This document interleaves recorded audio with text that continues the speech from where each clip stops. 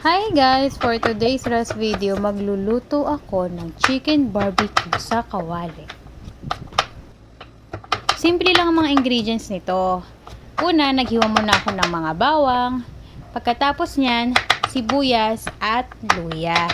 Tadtarin lang natin siya ng ganyan. Sa mga ayaw mag-ihaw at mausukan sa labas, itong recipe na to ang para sa inyo guys.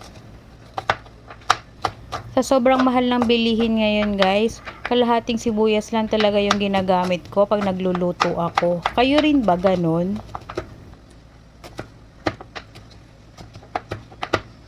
Pagkatapos natin siyang hiwain ng ganyan, yung bawang, sibuyas at luya, pagsamasamahin na natin silang ilagay sa manok. Ganyan lang guys yung gagawin natin. Ilalagay natin yung manok sa isang pan, tapos yung lahat ng ingredients niya. Pagkatapos natin ilagay yung sibuyas, bawang at luya, maglagay na rin tayo ng ketchup. 3 kutsarang ketchup yung nilagay ko dyan guys. Pagkatapos niya, naglagay na rin ako ng 1/4 cup ng sugar. White sugar pala yung ginamit ko guys. Tapos 1/4 cup na toyo. Tapos niya, naglagay rin ako ng 10 pieces na kalamansi. Pagkatapos nun guys, naglagay na rin ako ng isang sachet ng oyster sauce.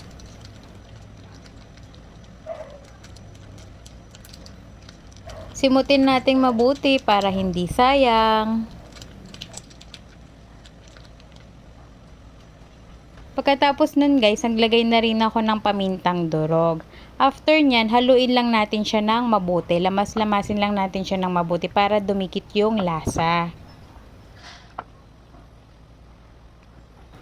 Comment naman kayo guys kung tagasan kayo para alam ko kung saan nakarating yung video ko. Pag nahalo na natin siya mabuti, lutuin lang natin siya ng 30 minutes. After 30 minutes guys, ito na yung kinalabasan niya. O diba may chicken barbecue ka na nang hindi ka nauusukan at nag-iihaw. Sobrang sarap pa at sobrang daling gawin. Kung hirap kayong mag-ihaw sa bahay nyo guys, pero gusto nyo kumain ng barbecue, try nyo to guys. Sobrang sarap at sobrang dali lang niyang gawin.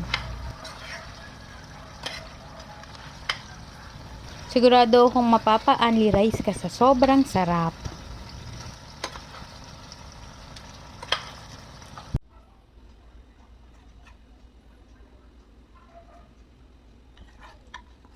Ito na yung finished product niya guys.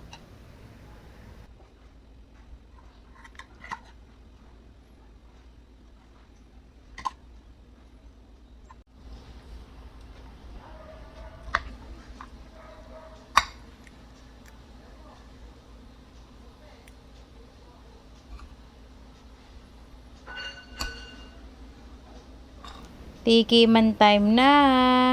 Ang sarap guys. Hindi na kailangan ng sausawan na toyo guys. The best na yung lasa niya. Sobrang sarap. Promise!